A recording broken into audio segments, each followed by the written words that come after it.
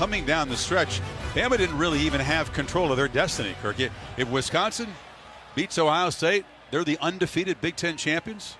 We'll never know, but perhaps Bama excluded from the bracket. There were skeptics and doubters. I think that really fueled them in the Sugar Bowl against Clemson. What fueled them in this comeback was remembering, and they've talked to us about it time and again, the pain of losing last year's final. The pain of losing, but Tagovailoa sparked them.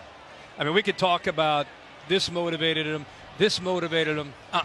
13 being inserted into that lineup was the difference in the game, point blank. It changed the energy.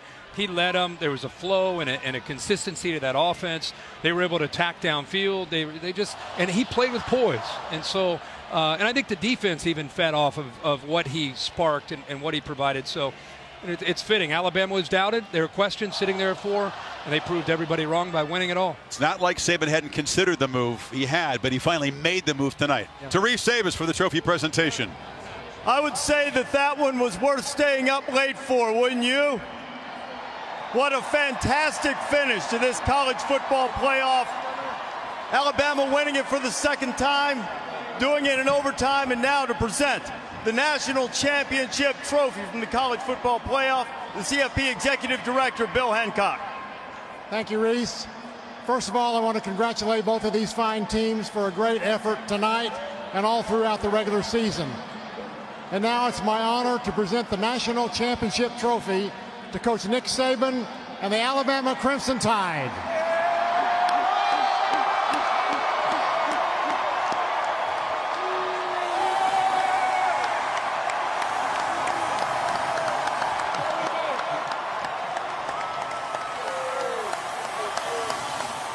Nick, you've spoken often of the resilience of this team. How would you describe how they responded after not making the field goal at the end of regulation, then having the sack and still finding a way to make the play to win the game? Well, I think the big thing that showed the resilience of the team is the way they responded at halftime after being behind 13-0, not playing very well in the first half. But I'm telling you, they just play the next play, man. Just keep playing the next play. Great competitors on this team, great mental toughness, and I'm really, really proud of this team for what they did tonight. What were your emotions as you watched the ball fly through the air? Couldn't believe it. I could not believe it. Did you know touchdown? I know we were running Seattle, which was 4 streaks, and when I saw Smitty come open on the other side and Tua threw it, I said, this is it.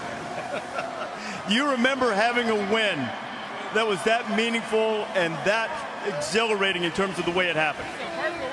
I think so, but, you know, there's lots of highs and lows. You know, last year we lost on the last play of the game, and this year we won on the last play of the game. So these kids really responded the right way. We said last year, don't waste a failing. They sure did the way they played tonight. Nick, congratulations on the national championship, your 6th. Nick Saban winning for the 6th time. Now let's bring in the offensive player of the game, Tua Tagovailoa. Tua, you come in, second half, throw for 166 yards and 3 touchdowns. How would you describe your emotion when you found out we were going into the game? You know, first and foremost, all glory belongs to my Lord and Savior, Jesus Christ. Without him, all things aren't possible. And, you know, another thing, I like to thank my teammates. You know, I like to thank the defense for giving us the ball back. I like to thank the O-line for, you know, just blocking, and it was just a team effort, you know, and without them, it couldn't have been done. So it wasn't me, you know, it was all of them. And, you know, I'm glad we got to do this. After the sack in overtime, tell me what you saw when you threw the ball to Devontae Smith. They tried to disguise their cover 2. And when I dropped back, I looked the middle safety down, the cover 2 safety inside on the 3rd receiver coming over.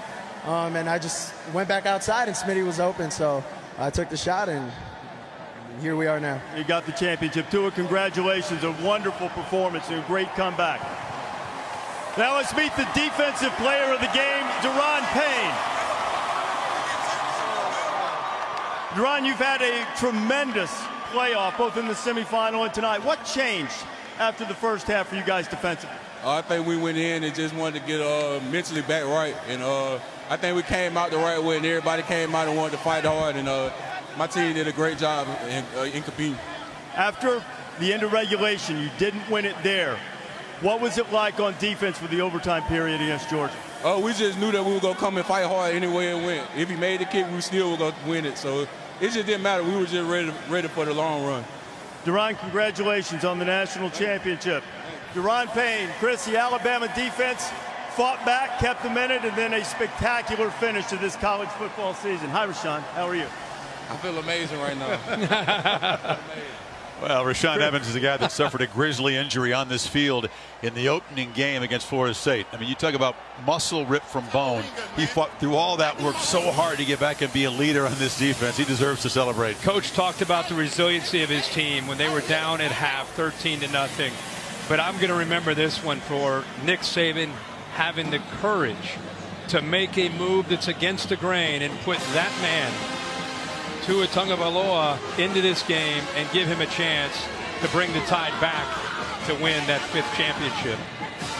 His parents had relocated from the native Hawaii to Alabama to be close to their son. He's got a little brother who's a heck of a quarterback prospect just down the road from Tuscaloosa. Wow.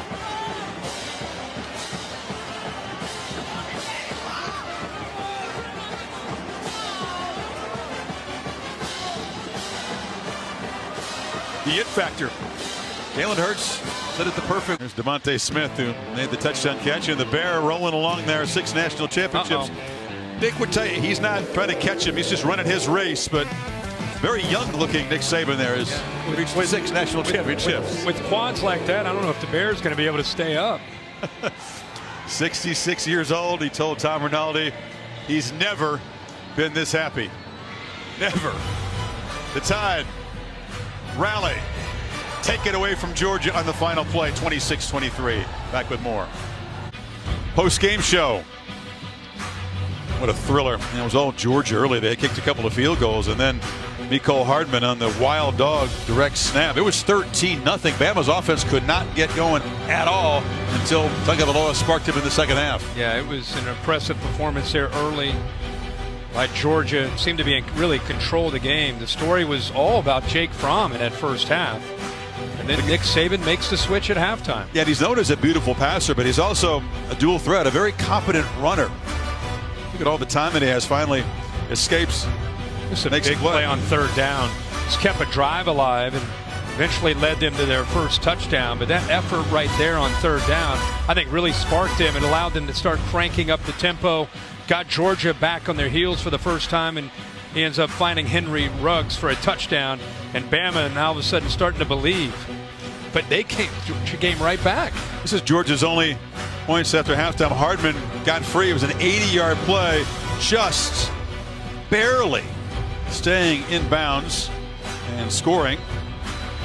But then Calvin Ridley, the senior, he'd watched all these freshmen make plays all night. It's about time that I get involved here. The Tide's best receiving weapon all season finds a way to work free. Well, this is a great effort. He wanted to go to him early, just kept looking, and finally, because Ridley did not give up on the play, he was able to pull away from coverage. And just like that, Alabama's sitting pretty.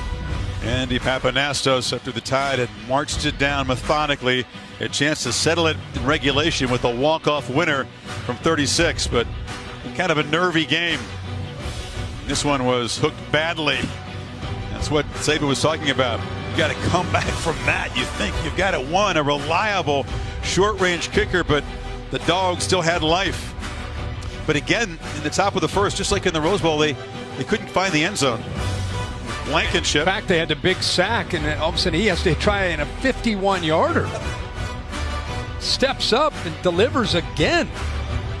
And the game winner, after doing the one thing you don't want to do, he took a 16-yard loss, and you said he looked the safety off right there. Moved the safety to the middle of the field with his eyes. A veteran, by the way, that made his 53 start, gets fooled by the true freshman. Look at his eyes right there. Looks right, comes back to his left, knowing that Smith was going to be able to get behind Parrish, which is exactly what he did. A helpless feeling for a defensive back. Palms to the sky for Malcolm Parrish, and he knew he had no help back there on Smith. Wow. Didn't unfold exactly how we thought. We thought the emphasis was going to be on the power running game, perhaps conservative offense. In the end, it was a couple of freshmen making spectacular plays, and the one we didn't expect to step forward. Tagovailoa off the bench. One of the great relief performances in the history of sports. That's a great look from Nick Saban. And after everything that Alabama's been through this year with the injuries, I know he's won a lot of these championships. Because of the injuries and because of what they've lost the last couple years to graduation and guys leaving early for the NFL, I would argue that this is the best coaching job that Nick Saban's done since he's been in Tuscaloosa. And as Tagovailoa celebrates, man, he was snapping in the ball. Bradley Bozeman, an even bigger moment, down on his knee to propose to his girlfriend right at the base of the podium. She's checking it out. Yes, the ring is real. That's great. Wow. So Bozeman wraps up his college career with an overtime championship game winner and then has this beautiful moment. Well, gear up, Alabama fans. You can celebrate the championship. Officially licensed national champions merchandise from the College Football Playoff Championship Store. Visit shop.collegefootballplayoff.com for all of your championship needs. Well, spare a thought for Georgia, that 37-year drought. The Dogs, who realized mid-season maybe we're good enough to give this a go. They took it to the Tide early.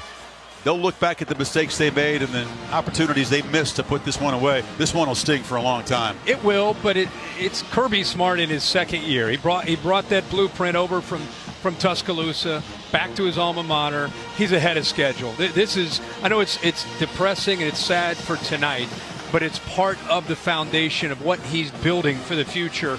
They'll learn from this. They'll be able to grow. He's not going anywhere. Georgia's not going to go anywhere with Kirby Smart in charge. They're going to continue to recruit well, and the young players will remember this night, very similar to the way Alabama used the loss to Clemson as motivation. So congratulations. I'd rather congratulate Georgia, as sad as this night is for them, on a great year, and eventually maybe that pain will subside and they'll be able to get back and excited about next year. In time, the seniors will move on. It's a great senior class, but it's fair to say this might be one of Smart's least talented teams because of the way they're signing recruits. They got the top-rated recruiting class for the next year. They're already working on 2019 recruits. So we're going to see Bama and Georgia, I think, back on the big stage wrestling for trophies. Yeah, absolutely. But, of course, tonight's about Alabama. Yep. Unbelievable. Nick Saban, Crimson Tide, congratulations. Another championship. Dramatic fashion, back-to-back national championship games, won in the final play. A year ago, of course, Bama took the lead. Deshaun Watson marching down the field, winning it for Clemson with 1 second to go. Bama waiting a year to turn the tables and break Georgia's hearts.